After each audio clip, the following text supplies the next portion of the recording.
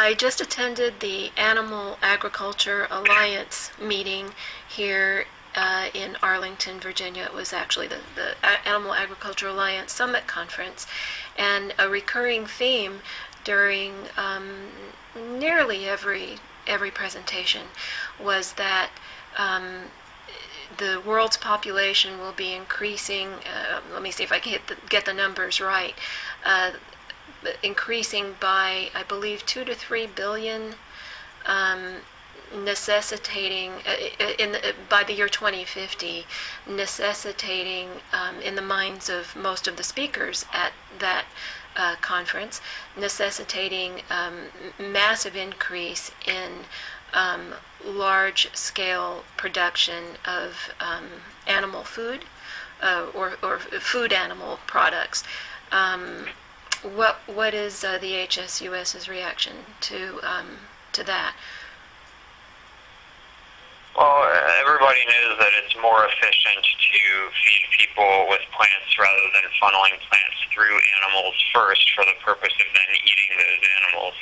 And so if we want to be efficient about the way that we're going to feed the future populations, perhaps we ought to be looking at embracing diets that aren't so heavily centered around animal products like meat, eggs, and dairy. And as far as getting back to Mother's Day for a moment, the beef producer I spoke with earlier today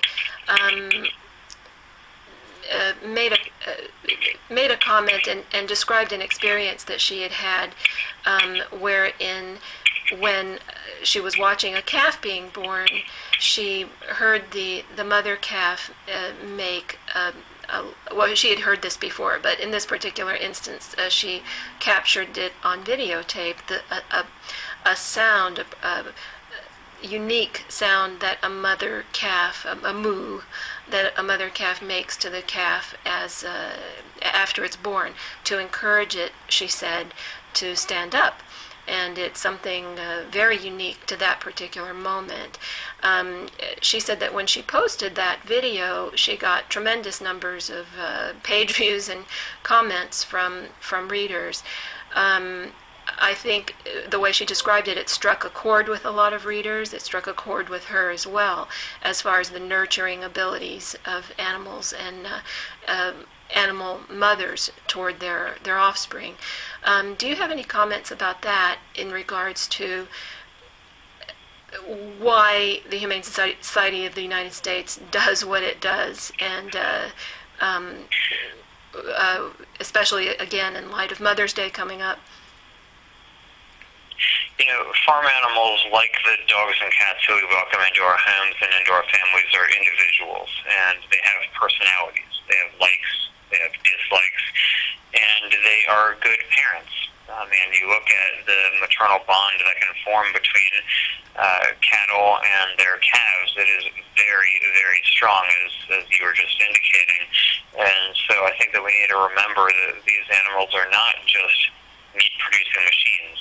They are individuals who have desires, just like the dogs and cats who are in our families do.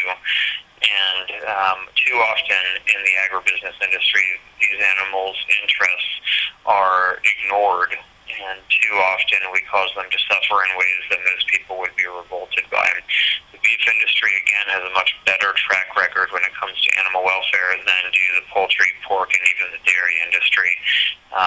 And that's not to say there aren't any improvements that can be made in the beef industry as far as animal welfare is concerned, but it is to say that, as far as mothers are concerned in the dairy industry, generally on the first day of these animals' lives, when they're born, they're removed from their mothers, who they'll never see again. In the egg industry and the chicken and the turkey industry, rather than being hatched by mothers, you have hundreds of millions, in fact billions of these birds who are just hatched in industrial hatcheries, who never meet their mothers ever in their entire lives.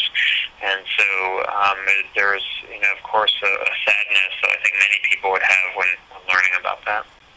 Paul, thanks so much for talking with us today. Really appreciate your time. Katerina, it's great to talk with you. Thanks so much.